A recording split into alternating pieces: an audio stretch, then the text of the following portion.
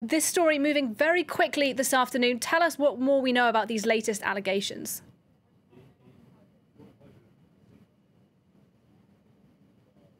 Yeah, this has really been a cascade of allegations today. The day started off with an announcement from the UK intelligence services alleging a lot of things we already knew about that were already in the public domain, particularly the hacking of the DNC. Essentially, they were saying, we too have that information. Now, that was already surprising because usually intelligence services don't like to reveal what they have. And that's why you might ask, well, why is this all coming out now when a lot of this hacking is alleged to have taken place a while ago?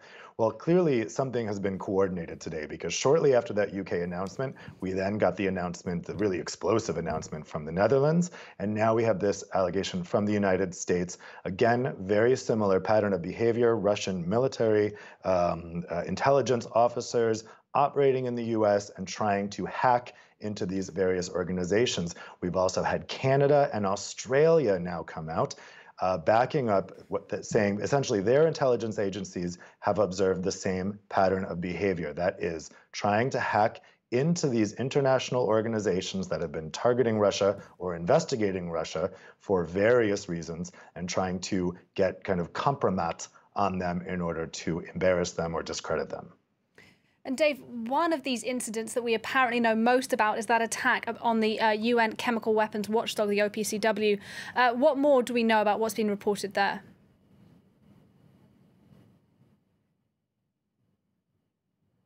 Yeah, this is really the newest and most explosive allegation that's come out today, and that's why it got the most attention in this big press conference in The Hague, in the Netherlands.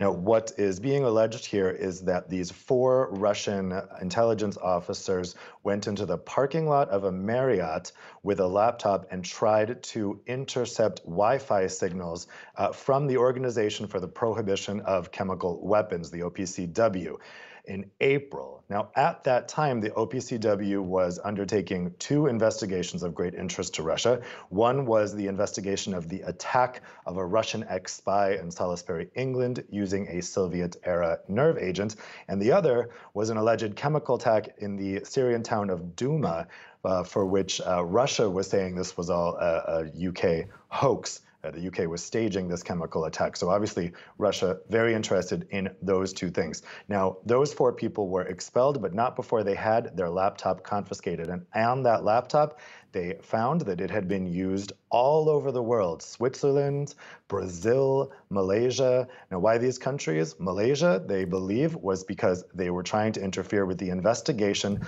of Malaysia Airlines MH17.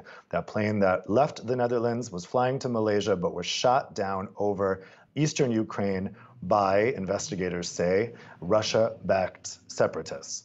And so they believe the laptop was being used there to interfere with that investigation. Why Switzerland? Well, it was used in Lausanne, which just happens to be the home of the World Anti-Doping Agency, which was investigating whether Russian Olympic athletes had been doping. Brazil, we're not quite clear on what they might have been doing in Brazil. But again, we're seeing this pattern, this global activity by the GRU. We saw very strong statements from all these various intelligence agencies. And in this way, Russia can't hit back by saying, so far, particularly with the UK over the Salisbury attack, the MO for Russia has been when the UK comes out with these allegations, Russia says, oh, this is just the UK being hysterical. This is nonsense. But when all of these countries come out all at once saying we all agree on what's going on here globally, it's harder for Russia to come back with that defense. This has been talked about today as an attack on Western democracies. What kind of response might those countries do to Russia?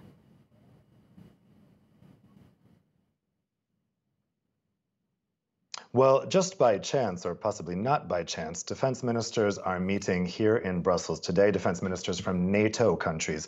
And we saw a very strong statement here in Brussels from Jens Stoltenberg, the Secretary General of NATO, strongly condemning what the GRU is up to. What a lot of people are saying here is the GRU seems to be responsible for cleaning up Russia's messes. So basically, Russia gets into trouble for a botched attempted assassination in Salisbury, or a kind of ham-handed attempt to dope Olympic athletes, or various other things. And then the GRU has to go in and try to clean things up by getting information from the agencies tasked with investigating these things. So what we saw from defense ministers here today are basically two things. There's two possibilities. Other than shaming Russia into stopping what it's doing, there's two concrete actions that they can take. One is to increase sanctions or have new sanctions against Russia. Of course, the defense ministers of NATO that are here in Brussels today are also the ones coordinating sanctions from the European Union, from the United States, that involve Russia's annexation of Crimea. They could choose to ramp up those sanctions or have new specifically targeted sanctions in response to these cyber attacks. The other thing they can do is coordinate cybersecurity and cyber defense efforts. We already had the NATO ministers today saying that they're going to speed up work in setting up this NATO cybersecurity center where they will all coordinate in trying to fight back against attacks like this.